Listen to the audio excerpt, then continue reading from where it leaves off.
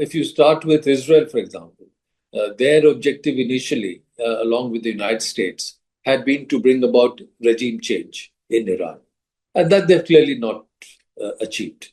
Because as Israel sees, the only country in the region that has still publicly said that they do not accept the existence of the state of Israel is Iran.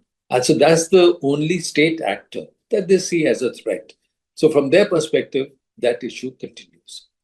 As far as Iran is concerned, several of their concerns remain still on the ground. One, Israel is in occupation of southern Lebanon, and southern Lebanon is the area where Hezbollah operates. That Iran has been supportive of, because that's the area of the Shia population in Lebanon, and Israel continues to have a presence there. So, if there is a ceasefire long term, without that issue being resolved, it's politically difficult for Iran. Secondly, Iran would like the financial sanctions that have been imposed on them to be removed, and that has been going on for a long time.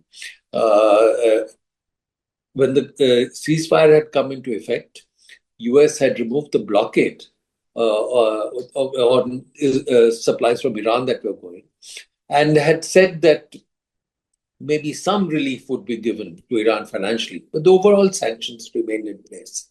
So I think they would like to generate pressure for that to be removed. And from the US perspective, they would like a free flow through the Strait of Hormuz, which was the situation before the conflict had started.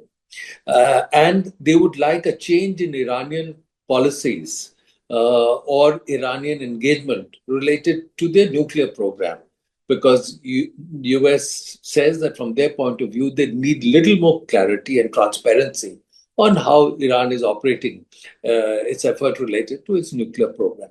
So in all these, I think there has not been much progress. And Iran, certainly from their point of view, would like to prevent a resumption of normal traffic through the Strait of Hormuz, which was there before the conflict, because that's the only pressure point that they have.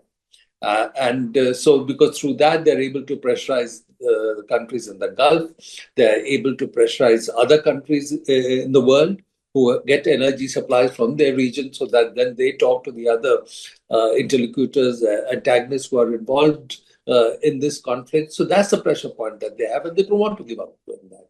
So I think of late, more and more ships were passing through the Strait of Hormuz, using the route nearer to Oman and bypassing any area of effective control of Iran. And from some reports, Iran, for ships that had been going through their area, the area that they were controlling or guiding ships through, they were demanding certain fees and payments from them. And so Iran doesn't want to give up their control over that. So when they saw that more and more ships were going through the area closer to Oman, they decided to disrupt that. And so fired on some ships. They're not stopping it completely, but I think their aim is to create uncertainty in the minds of those operating the ships, the ship owners, so that fearing the financial loss, they would hold back from regularizing the ship, the flow through the Strait. So that's their main objective. Eventually, you will need diplomatic negotiations. For example, the Strait of Hormuz was open for traffic without anybody controlling it. But it is the military action by the US that then led Iran to try and block free passage through the Strait of Hormuz. And if the US could militarily enforce free passage through the Strait of Hormuz, they would have done it by now. But obviously, there are difficulties in that, logistical and other difficulties on the ground. They have not been able to do that. So eventually, they have to get down to a diplomatic solution. And for example, if you look at Afghanistan, US went into Afghanistan in 2001. They were present there for 20 years. And eventually they withdrew because there was no political resolution to the conflict that was going on there. And again, I'll take you back to Israeli presence in Lebanon in 1982.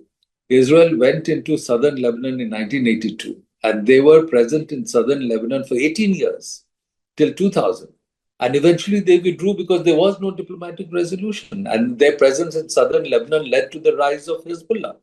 So unless there is a political and diplomatic resolution of issues, conflict is not a solution. So conflict can maybe rearrange the table for people to sit down, talk with different parameters, different levels of strength, but you need to sit down and talk. And without that, I don't think the issues there can be resolved.